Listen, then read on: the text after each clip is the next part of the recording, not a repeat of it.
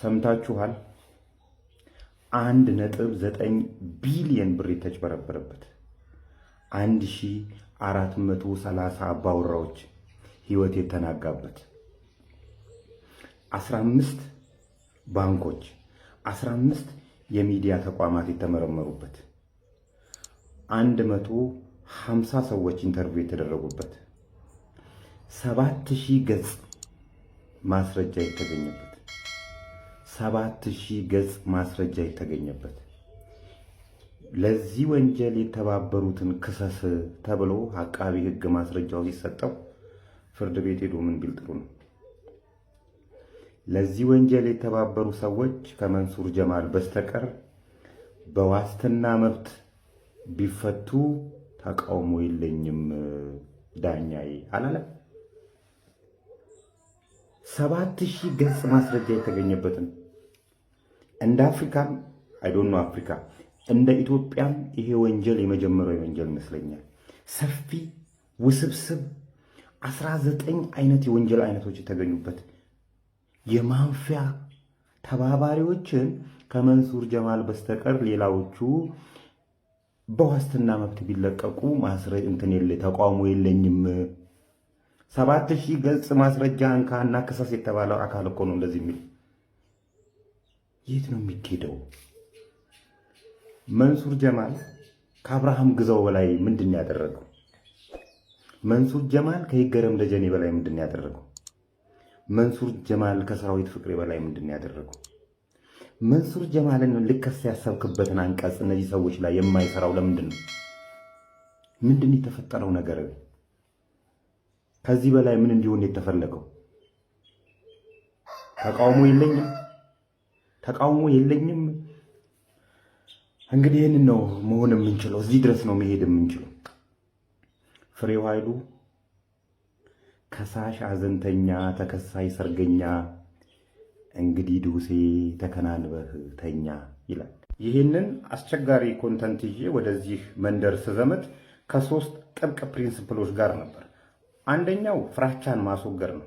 ምክንያቱም ሀገራችን ላይ አሁን ላይ ሌብነት ህጋዊ እስኪመስል ድረስ የተለያዩ አካላት በሌብነት የደደሩ ዜግነታችንን ለማስቀየር አቅም አለን ብለው የሚያስቡ መብት ያለን የማይመስላቸው መከላከል አይችሉም ብለው የሚያስቡ ሰዎችን መጀመሪያ ፍራቻን ካላስወገድክ በስተቀር እነዚህን ሰዎች መገዳደር አይቻልም። ስለዚህ ፍራቻን ማስወገድ የመጀመሪያው ፕሪንሲፕል ነበር። ሁለተኛው ለማወራቸው ነገሮች በቂና ሪቨለንት የሆነ ማስረጃ መያዝ። እያንዳንዱ የማወራቸው ቃላቶች በቂ ማስረጃ ሊኖራቸው ይገባል። በዛ ላይ ደግሞ ያንን የምላቸውን ነገሮች ሊያስረዱልኝ ይችላሉ የምላቸውን ማስረጃ መያዝ። በሶስተኛ ደረጃ አቅምን ማጎልበት፣ ስሩ ፕሮሰስ አቅምን ማጎልበት፣ አቅምን በኢኮኖሚ ማጎልበት፣ አቅምን ፖለቲካሊ ማጎልበት የሚሉ አካሄዶች ናቸው።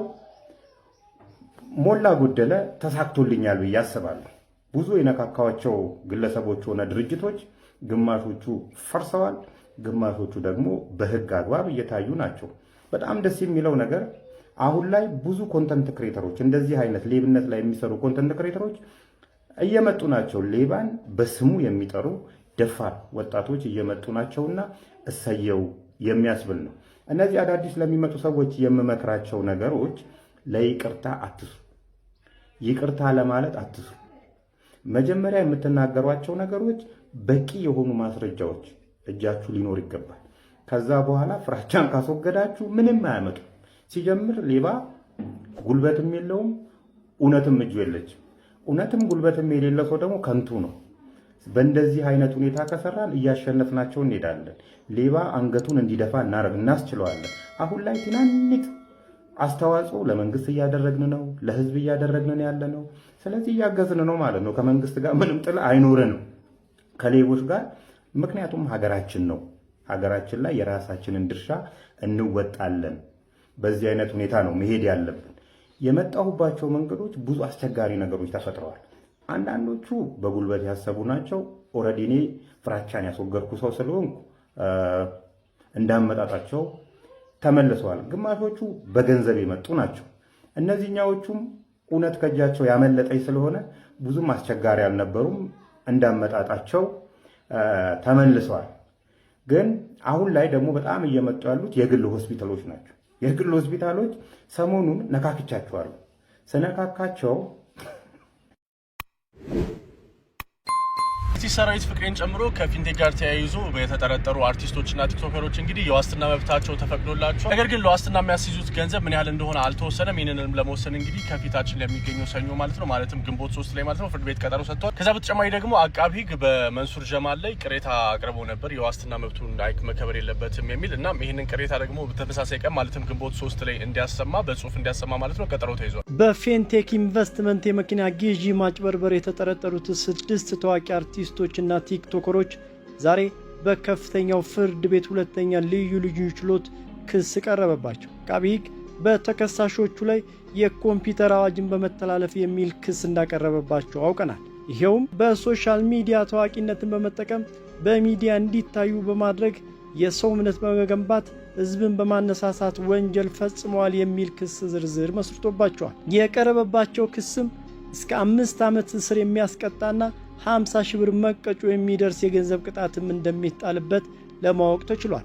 ዛሬ ረቡዕ ሚያዝያ 28 ከቀኑ 9 ሰዓት ላይ የተሰየመው ችሎት ክሱ ለተከሳሾች እንዲደርሳቸው ተደርጓል። የተከሳሽ ጠበቆች ፍርድ ቤቱ ለደንበኞቻቸው ዋስትና እንዲፈቅድ ሲል ጠይቀዋል። አቃቢ ሕግ በበኩሉ ከአምስተኛ ተከሳሽ መንሱር ጀማል ውጪ በሌሎች ተከሳሾች ላይ የዋስትና ተቃውሞ እንደሌለው ምላሽ ሰጥቷል። በክስ ዝርዝሩ ላይ እንደተመለከተው አምስቱም ተከሳሾች ላይ ከላይ የተጠቀሰው አንድ ክስ የቀረበባቸው ሲሆን በአቶ መንሱር ጀማል ላይ ግን 5 የተለያዩ ክሶች ተዘርዝረዋል። አቃቢ ሕግ አቶ መንሱር የዋስትና ተቃውሞ እንዳቀረበበት የታወቀ ሲሆን ግለሰቡ በድርጅቱ ውስጥ በዋነኛነት ዋና ተግባር ነበረው ሲል ገልጿል። ሲቀጥልም ፊንቴክ ኢንቨስትመንት 1.9 ሚሊዮን ብር በማጭበርበር ላይ ዋናው ተዋናይ ነበር ብሏል። በዋስ ከወጣ ምስክሮችን ያባብልብናል፣ ሌላ ወንጀል ሊፈጽም ይችላል፣ ስንይዘውም በከባድ ሁኔታና በመከራ ነበር የተያዘው ሲል ገልጿል። አያይዞም ገንዘብ አስይዞ በዋስ ወጥቶ ሊጠፋ ይችላል የሚል ምክንያቶች ጠቅሷል። አቃቢ ሕግ በሌሎች ተከሳሾች ላይ የተሰጠው አስተያየት የተጭበረበረው 1.9 ሚሊዮን ብር እንደመሆኑ ያንን መጠን ከግምት ውስጥ ያስገባ የገንዘብ ዋስ አስይዞ ቢወጡ አልቃወምም፣ ነገር ግን ከሀገር እንዳይወጡ እግድ ይጣልልኝ ሲል ጠይቋል። ለዚሁ የአቃቢ ሕግ ሐሳብ የተከሳሽ ጠበቆች ተቃውሞ አቅርበዋል። ተከሳሾች ከሀገር አይውጡ የሚለውን አንደግፍም፣ በሥራ ምክንያት በተደጋጋሚ ወደ ውጭ ሀገራት ስለሚጓዙ የሥራቸው ሁኔታ አሳሳቢ ሊደረግ ይገባል፣ እንዲሁም ገቢያቸው አነስተኛ ስለሆነ የዋስትና ገንዘብ መጠኑም ገቢያቸውን ያገናዘበ ሊደረግ ይገባል ሲሉ አብራርተዋል። በዚህ መሠረት ፍርድ ቤቱ 5 ተከሳሾች ሊያስይዙት የሚገባውን የዋስትና ገንዘብ መጠንና የጉዞ እገዳ ጉዳይ ላይ ለመወሰን እንዲሁም አቃቢ ሕግ በጽሑፍ እንዲያቀርብ የተጠየቀውን የአቶ መንሱር ጀማልን ዋስትና የተቃወመበትን ምክንያት ሰምቶ ውሳኔ ለመስጠት ለመጪው ሰኞ ግንቦት 3 ረፋድ 5 ሰዓት ላይ ቀጠሮ ሰጥቶ የዛሬው ችሎት ተጠናቋል።